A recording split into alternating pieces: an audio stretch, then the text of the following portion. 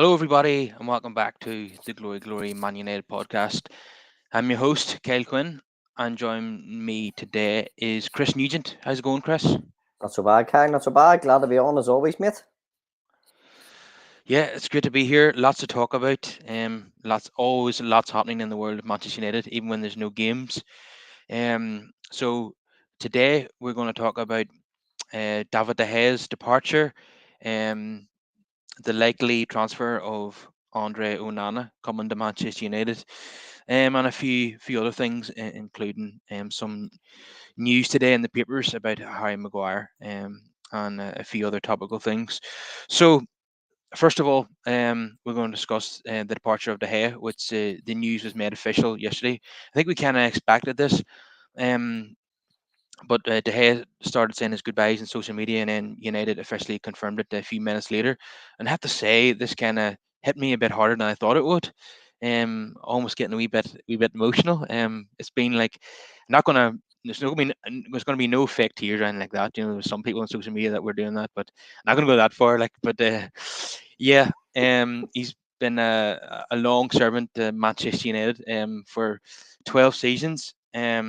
On his lists a list of achievements are enormous. So he's had 545 appearances for United, one Premier League, one FA Cup, two League Cups, one Europa League, three Community Shields if you want to count that, 190 clean sheets. And for context, that is 10 more than Peter Schmeichel's record at Manchester United. And of course, he won four Sir Matt Busby Player of the Year awards, three in a row at one stage, as everybody knows about. Obviously, it tells you a lot about the how well the team are doing, and the goalkeeper was winning those awards.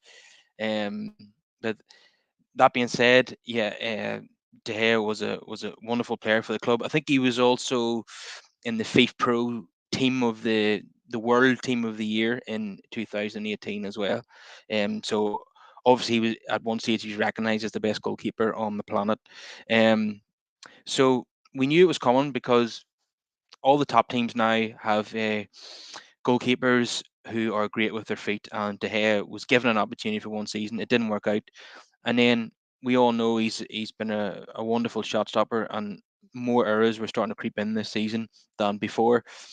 So I think the time was right to move on, and that's what's happened. But it's goodbye to a wonderful servant, isn't it, Chris? Outstanding, Kyle. You listed his achievements, sir. Absolutely outstanding. I mean, I know I'm biased as a United fan, but for me, on his day, in terms of shot stopping, I really can't think of anybody that's been better than him, possibly ever. I mean, I know I'm biased again watching him up close every week, but just at times, you just things that shots that just looked absolutely destined to be goals. He just pulled them out of the bag. Just outstanding. Yeah, that record of 190 clean sheets. And I think for context, compared to Schmeichel, Schmeichel won how many league titles and etc. Just shows you that Schmeichel was playing often behind a lot better defenders than probably what De Gea was for a lot of the time he was at the club. That record's just phenomenal. Yeah, just an unbelievable servant, a legend. He clearly loves the club, and it's just yeah. But that said, I think now probably is the right time, as you alluded to there, Kyle.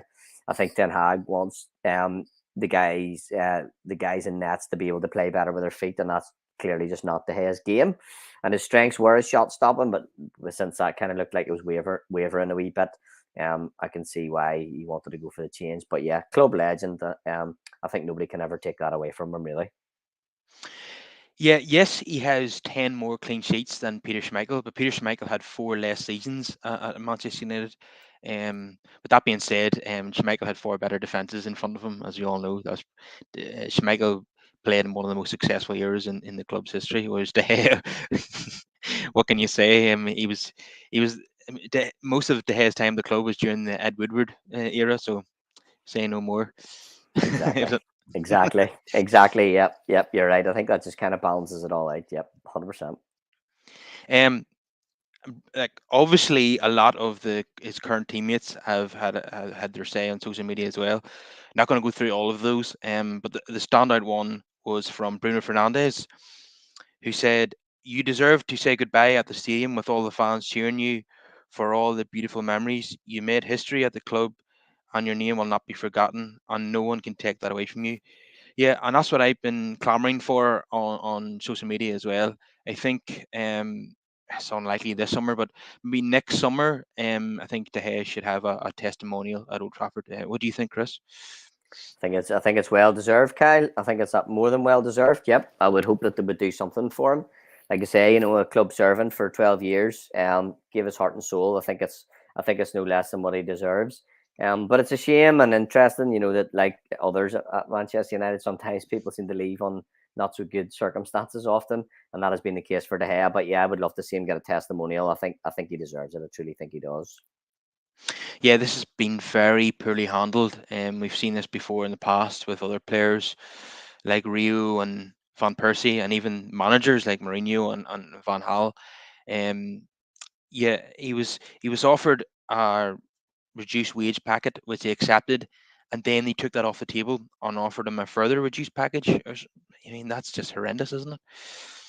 Yeah, it's a bit of a strange one, really. Yeah, I don't really know what happened. I seen one journalist mention that they said that back in April or so, it might have been Samuel Luckhurst maybe, that they reckon that Ten Hag would have kept him, but as the season went on, their minds started to change. So I don't know if just the general feeling around him just sort of changed, and then all of a sudden, they weren't so keen to negotiate and thought maybe he was being paid too much then, and maybe they just kind of turned on him a little bit. I don't know.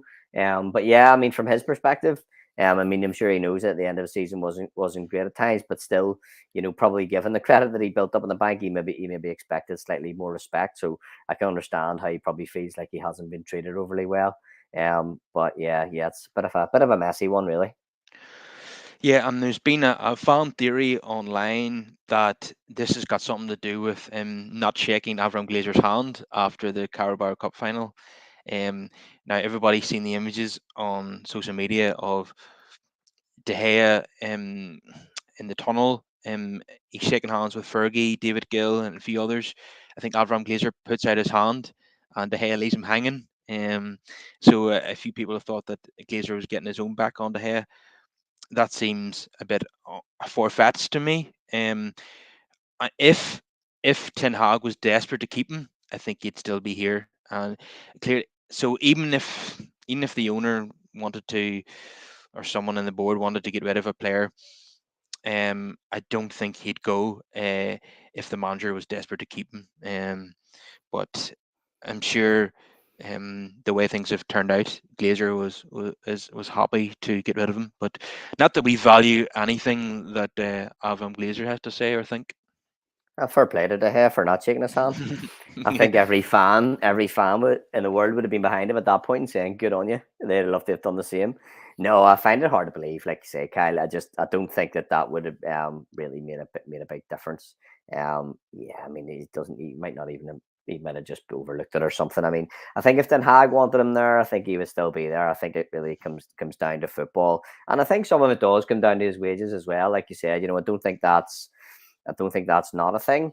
I think it is definitely a thing. The money that he was being offered, I think, was important to him. But like you say, yeah, I think if Ten Hag really wanted him, really thought he was worth the money that he thought he was worth, I think he'd still be there. So yeah, no, I think that's far fetched, but it's a nice story all the same.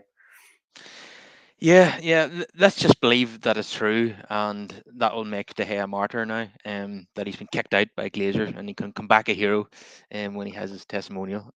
Absolutely, absolutely, and the Glazers hopefully be gone by then too. Fingers crossed. Yeah, you'd like to think a year from now that they'll be gone completely, and we can firmly move on from that regime. Um, yeah, I think Samuel Luckhurst's theory or his information is probably the most likely one that. Given the budget constraints that Ten Hag was willing to tolerate De Gea for another year, but given the errors that were creeping in the last couple of months of the season, he decided that signing a goalkeeper was absolutely urgent. So, and the one position that is kind of falling down the packing order is a new centre back. Now we all thought that was going to happen. Doesn't seem likely at the moment now. So it seems as if the goalkeeper has almost become as important as a new striker. So and we are very, very close to that now. It seems. Andre Onana, who everybody's been talking about. Fabrizio Romano says it's very, very close. So we I mean, there's nobody more reliable than him. So like many other fans, obviously I've seen him in the Champions League final and various other games and games for Ajax in the past, but I've been watching the clips of him, and it's safe to say that he's a maverick. But we do like a bit of flair and finesse at Old Trafford. That's what we want to see. We want to see entertainment, maybe not necessarily from a goalkeeper, but nonetheless, he'll keep us on the edge of our seats, and it's going to be a wild ride. But I'm looking forward to it all the same. He's definitely got the Man United spirit, hasn't he? Like entertainment at all times. Entertainment, yeah, absolutely. No, he looks brilliant. He really does. I mean, I think obviously he's a good goalkeeper as well. He's not just obviously good with his feet, but he looks to be absolutely brilliant with his feet. To be fair, like extremely confident, almost too confident. It'll be interesting to see how that starts when he tries that in the Premier League. But no, he looks brilliant. I know we talked about him on before, and I hadn't seen a hell of a lot of him really, to tell you the truth. But I did see him in the Champions League final, and I was impressed by him. And I thought, no, this guy looks really good. He looks really solid, confident, big personality. Yeah, good with his feet, all those things. So I think he'd be really good. Interestingly, I can't remember if I read it online or where it came from, but I was reading that I think we know anyway that Ten Hag wants goalkeepers to be able to play out play the ball out to their defenders with their feet. I think from a team perspective, the interesting thing about that is that it means that he's technically deprioritizing good shot stopping in a sense, because it don't even De Gea with letting a few in 90% of the time would still be a better shot stopper, I would think, than Onana. So it shows that he's actually not prioritizing that, which again feeds into Ten Hag's mentality of the team is more important than individual and team defending, so that the team defends together, and that means that the goalkeeper becomes part of the overall team structure and starts attacks, and there's less emphasis on him being the sole person responsible for stopping shots going in, if you know what I'm saying. So I just think it's interesting, and it would fit that's fitting in with kind of Ten Hag's philosophy or way of playing. So I think he wants to move that direction, and again, I think we have to let him go that way. And Onana looks like he's great. Another thing that I quite like about him, if I'm honest, Kyle, is the fact that once again, Ten Hag seems to be scouting a player that he knows. And I know you can almost laugh, say, oh, he just goes to the Dutch league. But I kind of like that, because it means that he's not really taking chances on people. And he's not, kind of buying players that he thinks on paper are good and hopes will work out. He seems to really favour players that he knows inside out, knows their personality, knows their way of working, knows he'll get on with them. He's kind of taking no risks, and that's a good thing. He know. So I think he knows that Onana is what he's looking for. He's not kind of hoping, he knows, and that's a good thing. So yeah, I think it'll be a good signing. Just want to see it done quickly and get him in as soon as we can. The only thing is, Ten Hag can't do this in 10 years' time. We're going to need proper scouts at Old Trafford that can identify talents in South America, Europe, and around the world. Totally Because agree. if Ten Hag's still at Old Trafford in 10 years, he won't have managed any of these players in Europe that are currently playing. Certainly not young ones anyway. So it's okay for the moment relying on Ten Hag's knowledge, and him recruiting people that he's worked with before, or he knows from Eredivisie. But at some point in the future, he's not going to be able to rely upon that knowledge anymore, and he's going to need proper scouting system in place, which is we've been very, very critical of at United for a long time.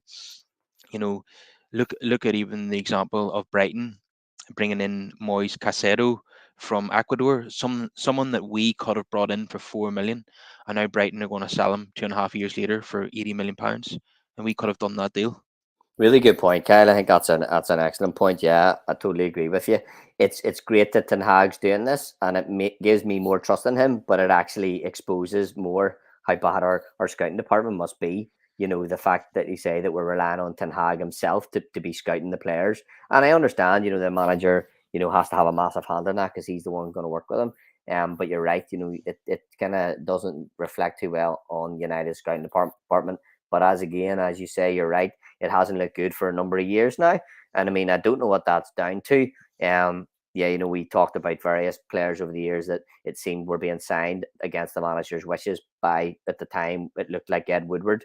And it makes you think, during those years, did Woodward and others kind of put less emphasis on the scouting department, thinking that they, could do it themselves or whatever? I don't know. But Yeah, you're right. It's a sad indictment on our scouting department, and that definitely needs to change. Again, you would imagine that Ten Hag is aware of that himself, and yeah, we'll try and push to sort that area out. And again, maybe if and when the Glazers go, maybe there'll be an overhaul of scouting department or a reinforcement of it. I don't know. But yeah, I think you make an important point there, Kyle. It's slightly worrying. As good as it is for Ten Hag, it's slightly worrying overall in a sense. Yeah, whenever the new ownership comes in, I want to see a complete overhaul of the board and the scouting system. To be honest with you, I think we need massive change in that department, and obviously Ten Hag and Van der Gag and McLaren would probably have an influence over that. Um, Addy here says, "Good evening. Onana will be a great, confident ball playing goalkeeper." Yeah, I think so. And Martial here says, "Whoa." Not sure of the context. If he wants to provide some, and we'll be happy to talk about it. Um, yeah, I'm really pleased that we're finally getting business done in the summer. It's obviously taken a while, as it always does. Um, we're at the 9th of July now, and we've only made one signing. Even by United standards, that's not many. Um, so also United have been linked with a backup goalkeeper, Zion Suzuki from the J League, who's 20 years old and plays for Uriah Red Diamonds on the Japanese national team. Now, nobody, including myself, is going to pretend that we know anything about this player. No, Um, I know him really well, Kyle. I watch him in actually every week, actually in the J League. No, yeah, even the most nerdiest of football podcasters wouldn't probably wouldn't know much about this player unless they're from that part of the world. Um, one thing that did strike me though is that Uriah Red Diamonds is quite a familiar name. I thought I'd heard of them before, so I done a bit of quick research, and I was right. We'd actually played them in a preseason friendly in 2007, uh, right. and it was a 2 weeks draw. Could anyone tell me in the comments who scored for United that day against Uriah Red Diamonds in July 2007? Um, yeah, one of them is really obvious, and the other one might be slightly surprising. Um, and according to the analysis of the game here, Eben van der Sar made an error in the game. Now that would have been extremely rare. Absolutely. Never got too many of those, but maybe just saved them for pre-season and I then was gonna got say out of the preseason system. And friendly. That's all right. yeah, We don't mind that. yeah, Don't mind that. um, yeah. That was a bit of random trivia there for everybody. Yeah. So it was Cristiano Ronaldo and Dorn Fletcher who scored for United in a 2 each draw there in 2007. So it seems as if we are certainly scouting their goalkeeper with a view to maybe bringing him in as a second choice and maybe build him up to be first choice at some point in the future. So that strikes me as a complete overhaul of the goalkeeping department. De Gea has left, and I fully expect Nottingham Forest to sign Dean Henderson on a permanent deal because, as everyone knows, we want to raise funds to sign a striker as well in this window, and maybe another player on top of that. So yeah, it seems like we're Ten Hag just completely overhauling the goalkeeping department. Looks that way. It absolutely looks that way. Yep. No, like you say, I'd never heard of Suzuki either, to be honest. But yeah, I think he's actually an American. I've heard somebody say he's actually an American. Born, I think, of yeah, Japanese heritage. But yeah, no, I mean he's obviously good. He's a young guy. He's only 20, I think. So obviously one for the future. Sounds like I think he's supposed to be good with his feet again, as you can imagine. So yeah, it's interesting. Kind of complete overhaul of this of the goalkeeping department. It's not what we're expecting, like you said earlier. It seems like the goalkeeping department has become a massive priority. With De Gea moving on, we weren't expecting to see that this transfer window, but that's the way that it's kind of gone. So yeah, Henderson will move on. Understandably, he'll want to move on, and looks like United are happy to let him move on, and we need the money. So yeah, it's gonna be massive change. Hopefully for the better. Yeah, Zion Suzuki was born in Little Rock, Arkansas, United States, to a Ghanaian parent and a Japanese parent. Yeah, so he's yeah, he obviously could represent a number of countries. So it But seems. he's obviously chosen to represent his mum's country, which is Japan. He's he's absolutely massive as well, which is what you want in a goalkeeper, really. Absolutely. Um, Another Van der Sar. yeah, And I think is he a Japanese international? I think I heard that too. that's right. Yeah. Yeah, he's earned at least a cap or two, so that's good. I mean, at the age of 20, that bodes pretty well. He's obviously rated quite highly, so that's great. Um, yeah, he must be. If United, you don't often hear United scouting in the J League, so No, uh, somebody's alerted the club to him, and they went out to watch him. Then, um, Spent and department maybe did do a good job on that one. Who knows?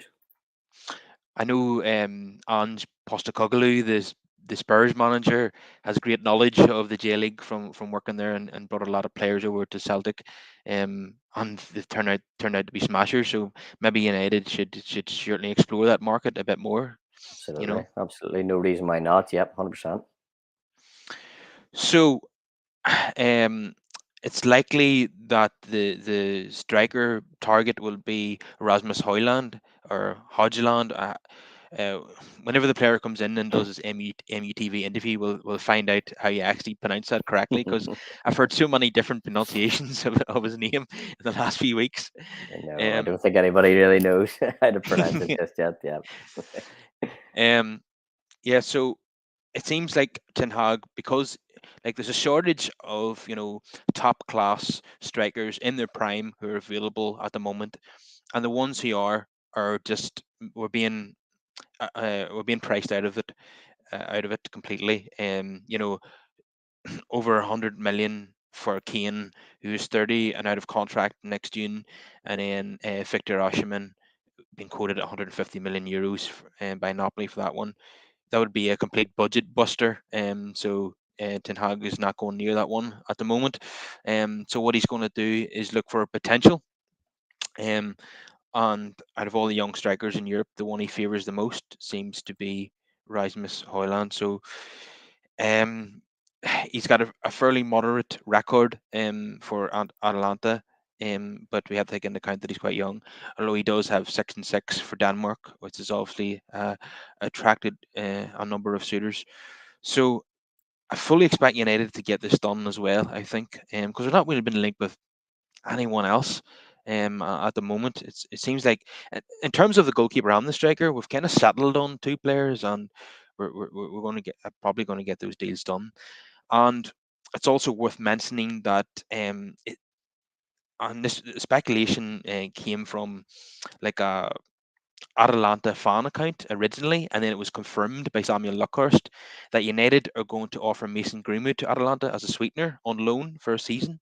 So I think that would be smart business from United. It might get the price down, to give them, a player with such ability, who will be grateful to have, for footballing reasons. So yeah, it sounds like that's very well done by United if they get that over the line. It looks like it. Yeah, like you said, Kyle. Osherman and Kane are just no go. Yeah, for good or for bad. So it looks like we're going for the younger option. I think you and I chatted about this the last time we were on, and we said the same thing that yeah, he's not proven it. There is a little bit of a risk there, associated with him. I don't think his career at Atalanta has been absolutely blowing people's kind of expectations out of the water, but he has been pretty good, 6-6 for his country, and he looks promising. He's pretty young guy, and he looks like he can, yeah, 20 odd years old, and looks like he's got hopefully a good future ahead of him. So yeah, I think it's worth taking a punt on by the looks of it. Again, have to trust in Hag and those around him that he's done his homework and that he has an idea what he wants, and he thinks that Hoylands or Holland or however you pronounce his name has got that.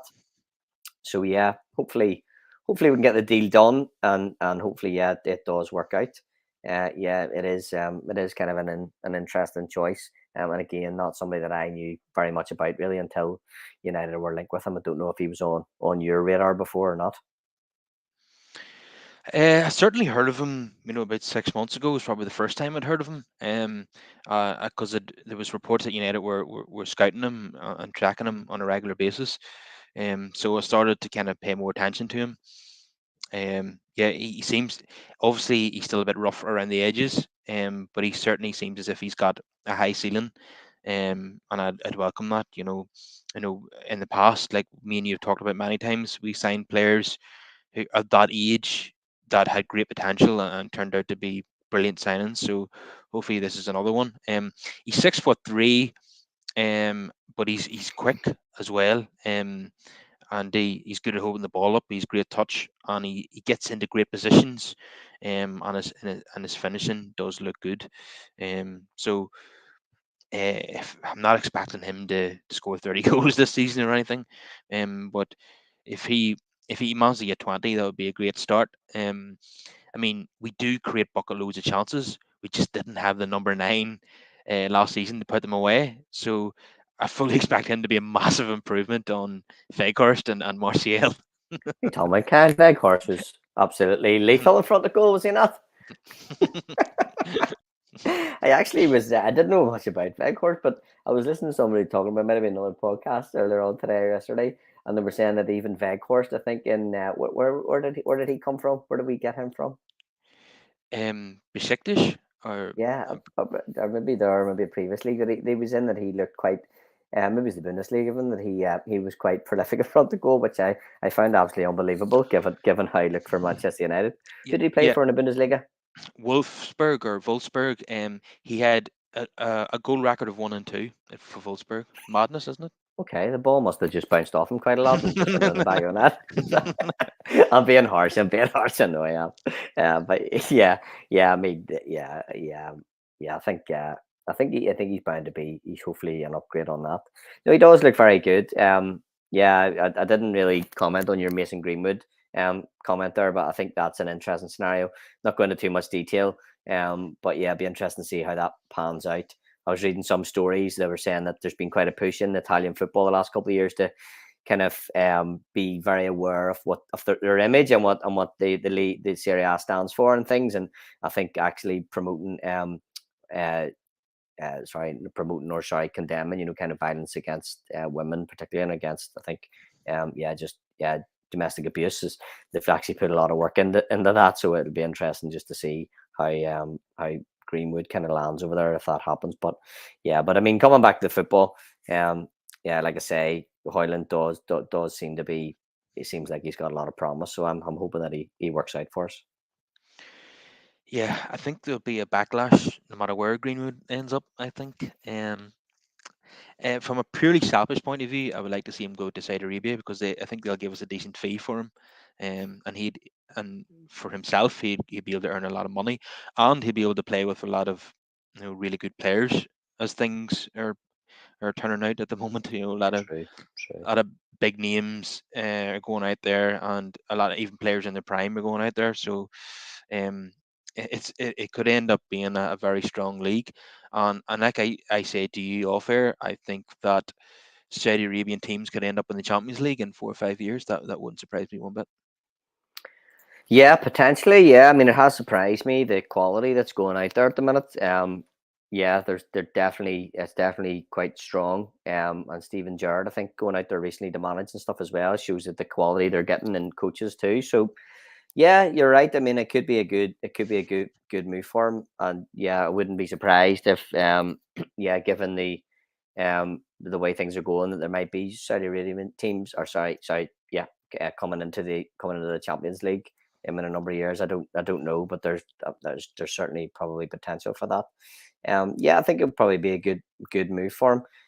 Yeah, not comment too much on it. It's obviously there's still a lot of kind of ramifications around it legally and contractually and things like that. The United needs to work out. So I'm not sure what they're gonna decide. Although I have heard that they said the decision was due to be made, I think, in the next few weeks. So I think United are trying to do something either way. So be kind of watching to see how that pans out. But yeah, I mean, from his perspective, from a purely football perspective, we know he's a top class player. He had absolutely huge potential. At one point, I was saying he could go on to be one of the best players in the world. He has that level of talent. So, for himself, I'm sure he wants to be playing football.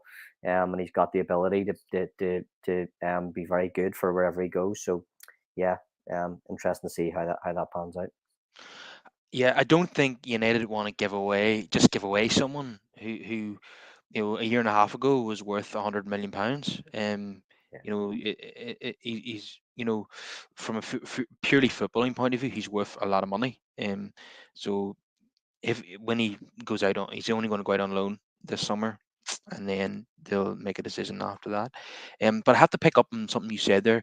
You said that Steven Gerrard is a quality coach. Now I'm not sure everyone would agree with that.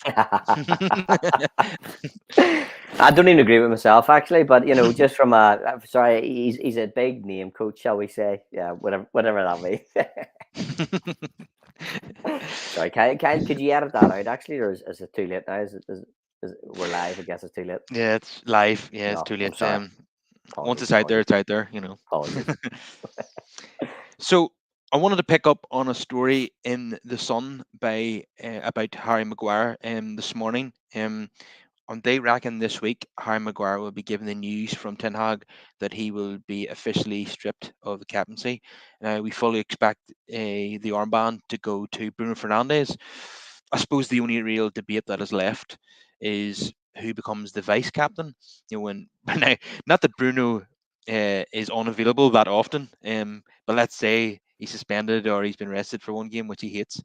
Who would be the captain in that scenario? You would think it would probably be Casemiro or Martinez.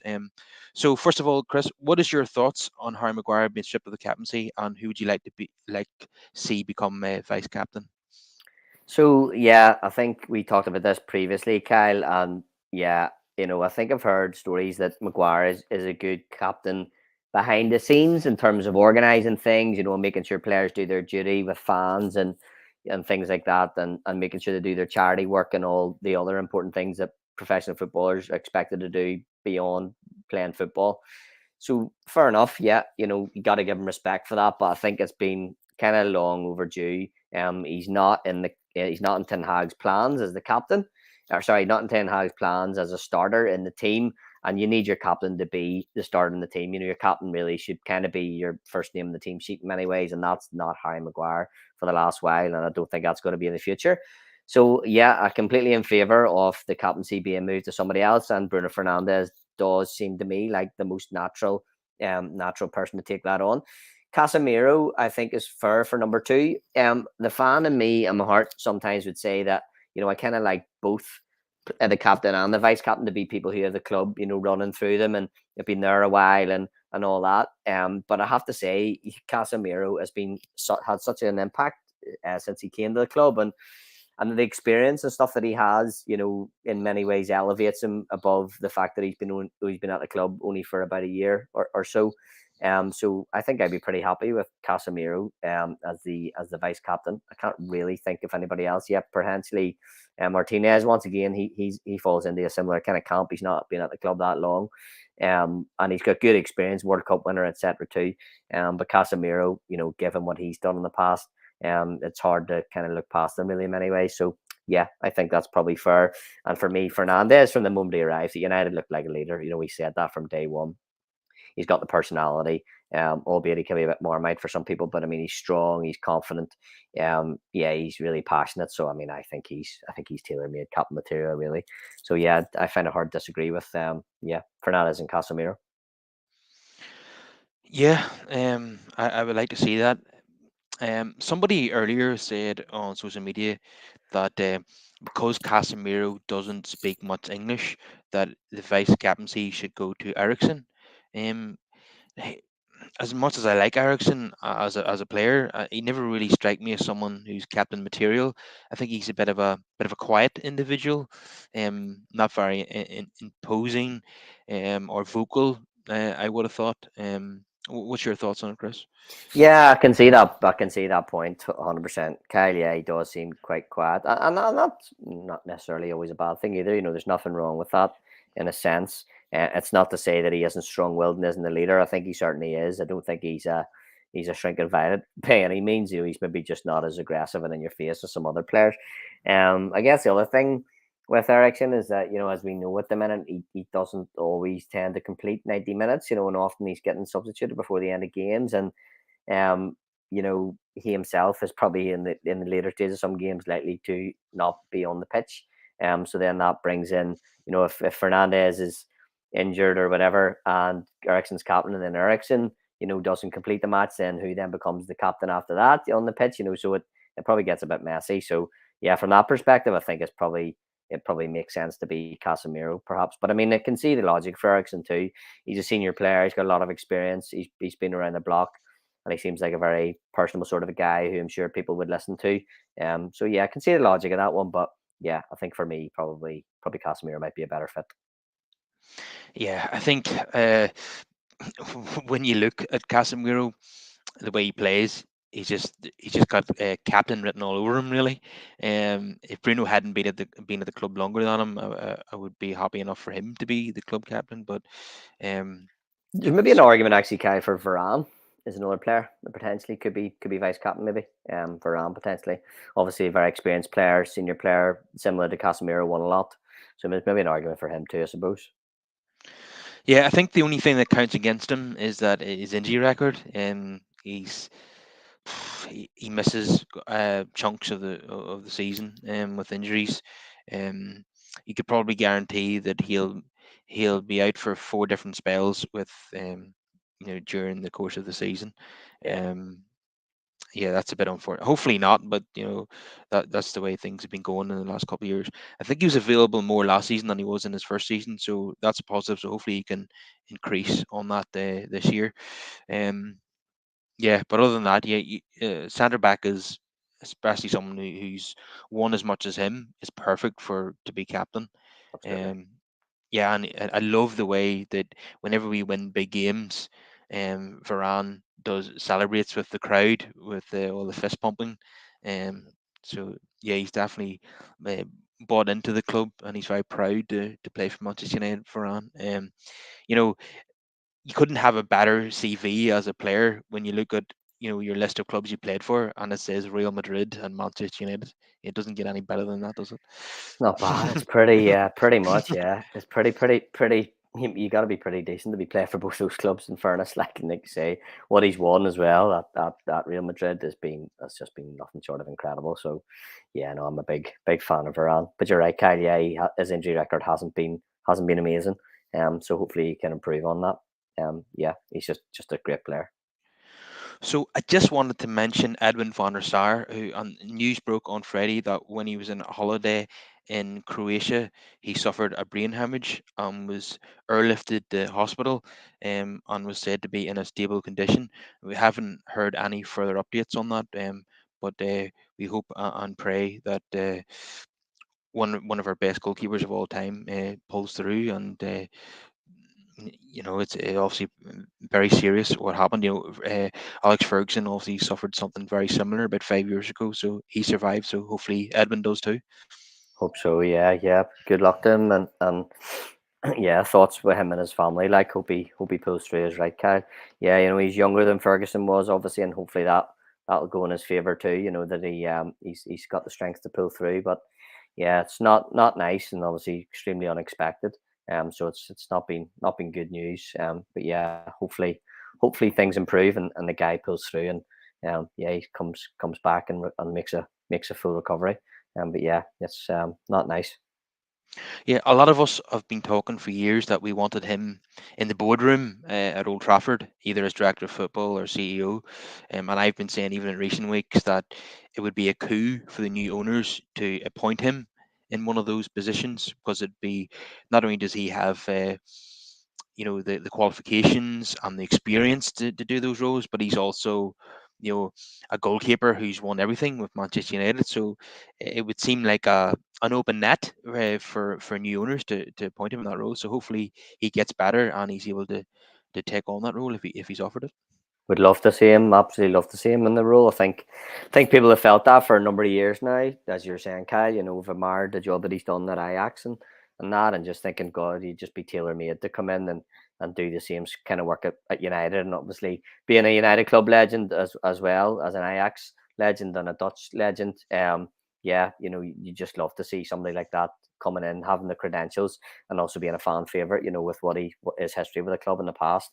So yeah, just hope he pulls through. Hope he makes a full recovery, and I would love nothing more than just the icing on the cake to see him come to Man United and work in that role. And yeah, he would be brilliant, I think. Yeah, so we await news on that one. So just want to talk about the pre-season, which is nearly upon us. Um, we play a couple of games in Europe before we head out to the US to embark on another tour. Um, so, firstly, on Wednesday, the 12th of July, we play Leeds in Oslo. Then, bizarrely, we play Lyon at Murrayfield in Edinburgh. Don't know where that one came from, but Not Leon's home ground, no. no.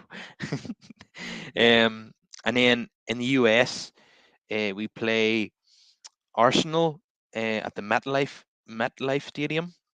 Um, Wrexham, we play at the Snapdragon Stadium.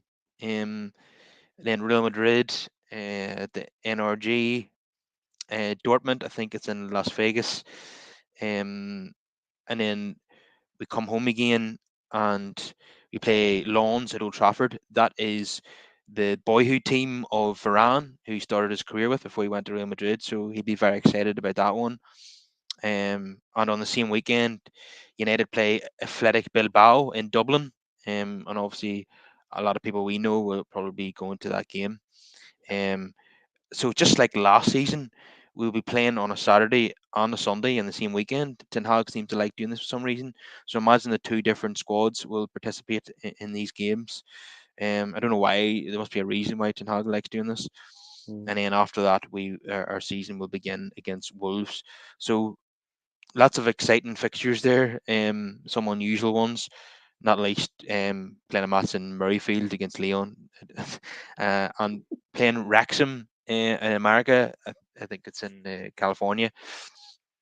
That'd be interesting because obviously Wrexham have very famous owners these days. I obviously have Ben Foster in goal, and have been promoted to League Two.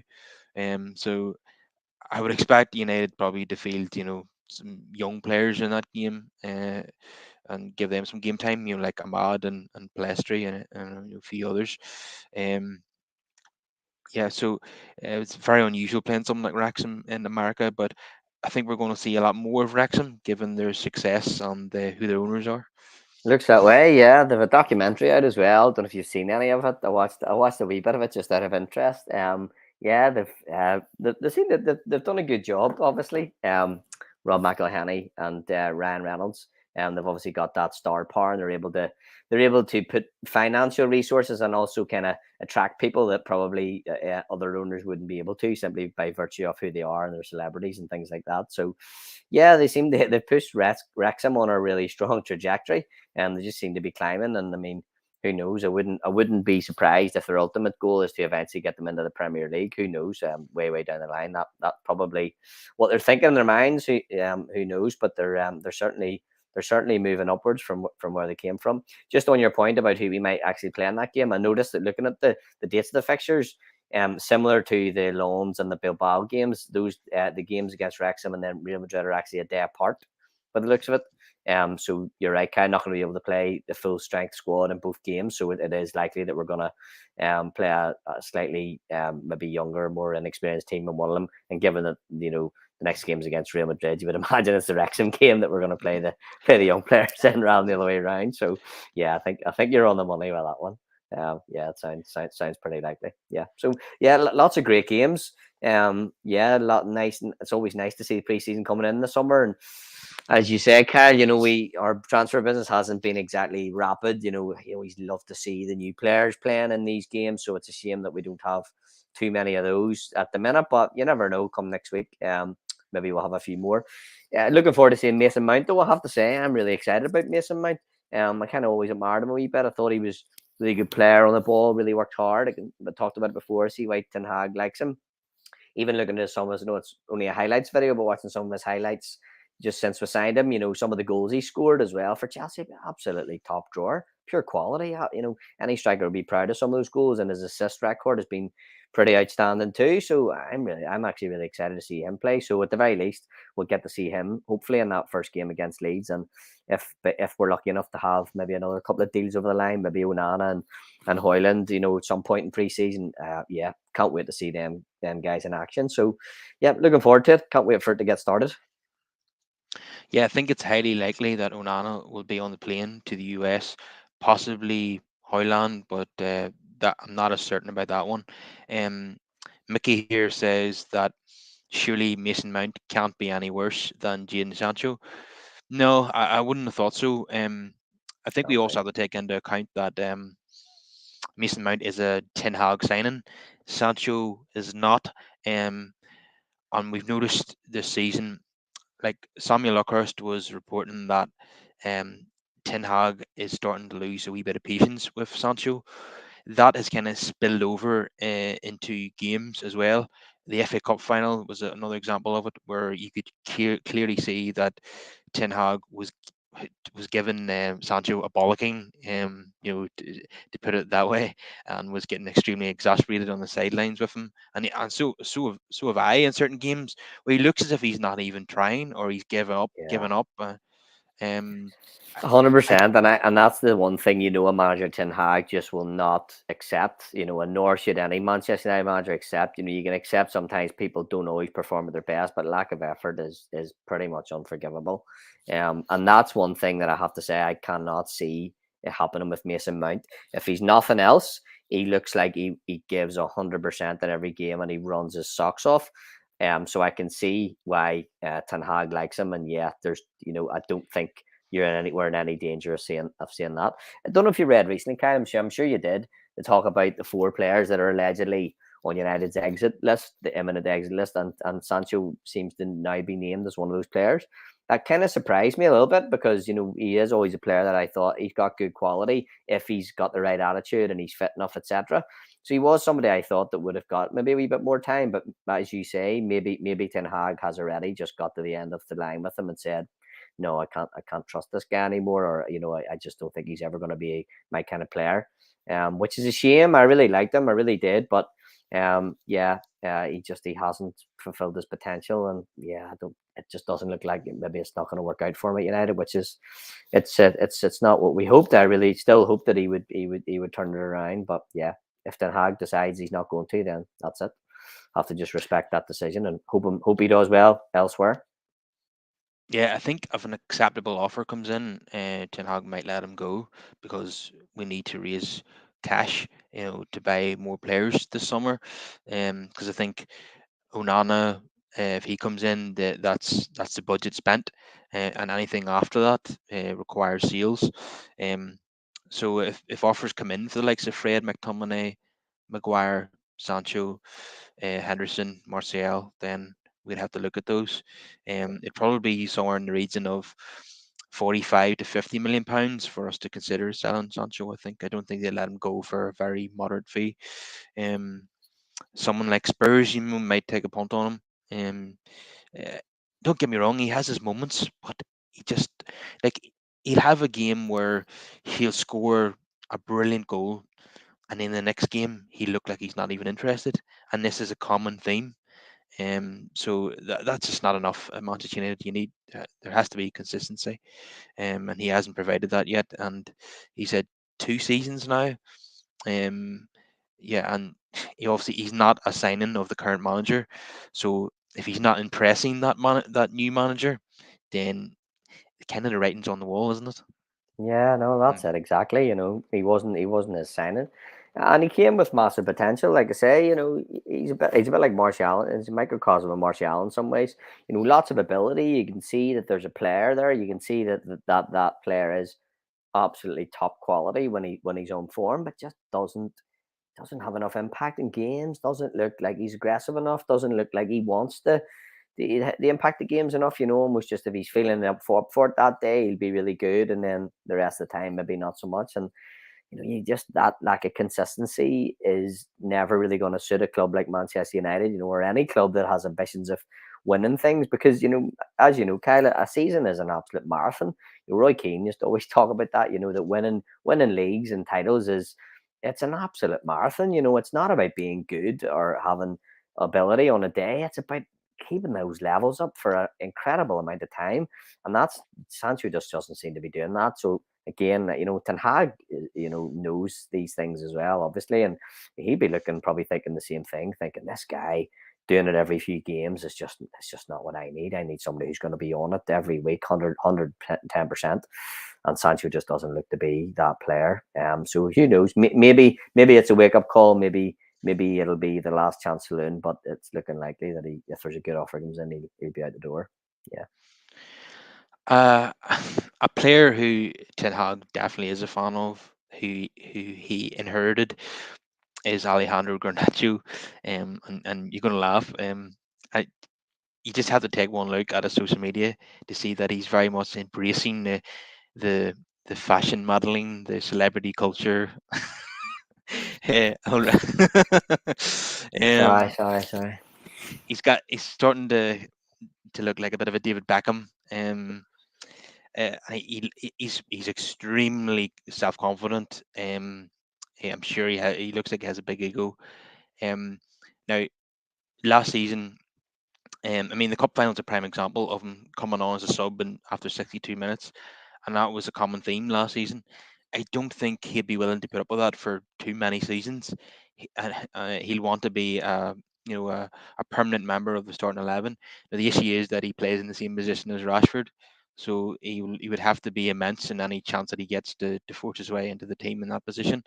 Um, but yeah, so I want to see his minutes increase because I don't want us to lose a talent like that. He's just signed a 5-year deal. We want to have that player when he's in his prime because I think he's a phenomenal talent.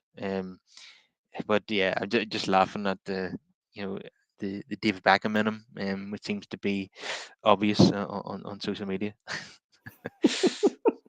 I'm sorry, I was just kind of just despairing at that. No, I'm really joking. No, look, yeah, and this is the thing. At a club like United, you kind of need to have that ego, whether it's up front, as it was with Beckham and in your face, and maybe Garnacho's the same, or whether it's just you keep it hidden, but it's down below. But you have to have that ego because when the pressure's on and you've got millions of eyes watching you all the time, and the pressure's massive, and the media are always talking about you, you have to have that, that self confidence. So I mean, I'm a fan of that. I think that's necessary at a club like United. You just don't want it to go too far. But yeah, you make a good point, Kyle. He's got stiff competition there with Rashford. But the way I always look at it with any footballer is that if you're good enough and you play well enough consistently, the manager has to pick you. And I don't think Ten Hag's going to have any, be accused of picking his mates or anything like that. He's going to pick who the best player is on the day for the job. And if Garnacho makes himself that player, then I think he will get games. Yeah, he's young, and he maybe isn't going to play every single week. And to be honest, I think it's probably silly to do that. And maybe if he decides that's what he wants, like what maybe Pogba did, for example, I think that's probably a mistake on his part. At that age, he shouldn't be playing every single game. So I think maybe somebody needs to have a word with him if that's what's in his mind. Be a bit more patient. But yeah, I mean, I think if he lives up to the potential that he has, he will get game time. He's just going to have to. You'd be mad not to pick him. So yeah, I'd love to see him stay around. Like you say, you want to see him hit his peak, because he looks like he can be pretty good. I think Ten Hag is managing it pretty well. He wants to strike a balance between giving him enough opportunities, but also not overplaying him, where he thinks that he's made it. Because Januzaj always sticks in my mind as a player who got too much too soon, and then just kind of stopped stopped doing the things that got him to where he was, Yeah, and then he just fell off. His form just fell off a cliff, and he ended up going to Real Sociedad. So yeah, he ended up being a complete flop. Um, sure, he went to Sevilla recently, didn't make it there. I think he's ended up now somewhere in Turkey, I think. So, and he's still only in his like mid 20s. So yeah, he's not a player who I think Garnacho has more ability than him. Um, but we have to manage these youngsters correctly and um don't give them too much too soon. But another way of looking at it is that if you're good enough, you're old enough, and he certainly is good enough. So the way I would approach it, not that I'm the expert, is I would certainly gradually increase his number of minutes on last season. I would certainly give him a few more starts, and a lot more sub appearances, because we don't want him to get fed up either. and go somewhere where he will start every game, because Yeah. I think he's going to be an amazing player. His ceiling is very, very high. Definitely is. I'm just looking here. He is actually only 19. He's not even 20 yet. I mean, he's still only a teenager. I mean, Just at turned that age, 19. yeah, exactly. Yeah, just turned 19 years early on the 1st of July. So I mean, he's still a kid. I mean, yeah, it's a psychological thing. It's not a football thing. Per se. You're right, Kylo. It's managing him properly from a psychological perspective. Keeping his feet on the ground, but keeping him hungry and keeping reminding him that he hasn't made it yet. And the one thing is, at a club like Manchester United, and some of the great players that we've had over the years, and some of the great players in this team right now, that he should know that he has not made it. He's not even close to making it really. He's a player with a lot of potential, a lot of ability, but he's still got a long way to go. So I'm seeing 21 appearances last season. That's not bad for a 19-year-old. That's not bad. So yeah, hopefully he can just start getting more this season. You want to see him get a few more, and hopefully that'll improve. One thing just before you come on, I will say I have faith in Ten Hag. Ten Hag, managed some difficult situations really well already in the last year, particularly the Ronaldo scenario, and even Maguire as well. I think, and keeping him sort of not getting too kind of negative, given that he's captain and he's not playing much. So I think if anybody can do that, I think Ten Hag can manage him. So hopefully he does that. Yeah, I think it would have been more than 21 appearances. Only suffered an injury against Southampton. I think it was that which kept him out for about 6 or 7 weeks. Um, yeah, so he missed a bit of the season there, and then he came back in, was it mid-April? Again, yeah. Another thing that reminds me of Beckham is the haircuts, the tattoos, and, and all that. Yeah, he's certainly not lacking in confidence, and he seemed to be clamoring on social media to get the number 7 jersey. In fact, I think even his Instagram account is at Alejandro Garnacho 7 or something like that. Um, he Ronaldo is one of his idols. He loves the number 7. I think he he seemed to be hinting at it. Like somebody, there was like a fan page that was saying, should Garnacho be number 7, and he liked that post. Um, so that's how confident he is. He's like, give me the jersey, give me it, because we all know it's a iconic jersey at United that's been worn by George Best, Brian Robson, Eric Cantona, David Beckham, Ronaldo. Even though recently, most of the players that have worn the jersey have been flops. Antonio Um, Valencia, don't forget him, Kev. he's actually one of the better ones compared to some of the number 7. In fairness, you're right. I know I was kind of being cheeky there, but not totally cheeky. Yeah, you're right. He actually wasn't too bad. But yeah. Some of the worst ones were Di Maria, Memphis Depay, Alexis Sanchez. Absolute disasters for Manchester United. Um, I suppose there are examples of when talking about Sancho, that a lot of players come to United with big reputations and they just freeze. They just don't do it. It's just you have to have I know I'm using a Jurgen Klopp quote here, a monster mentality to make it at United. Oh, Kyle. Oh, Kyle. It's just me with a Steven Gerrard comment. Now you with the Jurgen Klopp comment. This is quickly becoming the Liverpool Loving podcast. It's supposed to be Manchester United. But what am I doing here, Kyle? What's happened? No, I but know. no, but yeah, no, you're 100% right. But it comes back. I just think it comes back to what I said a minute ago about an ego. And I mean an ego in the nicest, in a good sense of it, not an ego as in arrogance and an inflated view of yourself that's not realistic. I mean, as in, I guess, a self confidence is probably the better word, is what I really mean. And I think that there's players who you're happy to be a kind of a big fish in a smaller pond, or when they think they're in a medium sized pond, they're a big fish. But when you get to Manchester United, you realize the club is absolutely huge, and that you are never going to be bigger than that club, and that there's going to be players in that dressing room, bigger than you or more confident than you, and that is, there is just that added pressure, as we know. And some players, they rise to that, they feed off it. Cantona always springs to mind as the typical, the picture behind me with his chest puffed out. I mean, he just, the minute he got to Man United, he was just like, this is where I need to be. This is me. And other players the same. And that's the people that thrives at Man United. And some people with lots of football and ability and seemingly a lot of confidence come to United, and that pressure just weighs them down, and they just don't make it. And yeah, maybe Sancho's one of those. Who knows? But yeah.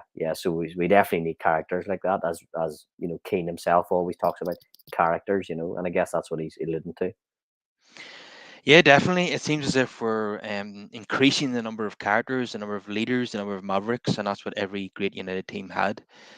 So hopefully, Ten Hag is building the next great United team that goes on to win Premier Leagues and Champions Leagues. So we will wrap it up there for tonight. If everyone could please drop us a like on the video, get more of your comments in, and subscribe to the channel, and hopefully increase awareness. So make more United fans aware of the channel, and hopefully more fans can join in the discussion. So because that's definitely what we want here.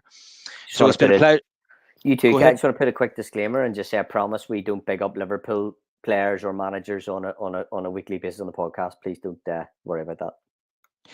Yeah, if this is your first impression of the show, it's probably a bad one. We don't normally compliment our biggest rivals. It's just sometimes things pop into your head and you just say them, and without being filtered, But Yeah, no, I just can't. yeah, I just there were can't. bad examples. Bad examples. No, exactly. No, Kyle, pleasure as always, mate. Really enjoyed it. Yep. Hopefully catch you again before the summer's out. Maybe during pre-season or something. Yep. Be great to catch up again. So, yep. Good man. All right. I'll see you later. Take care. Thanks.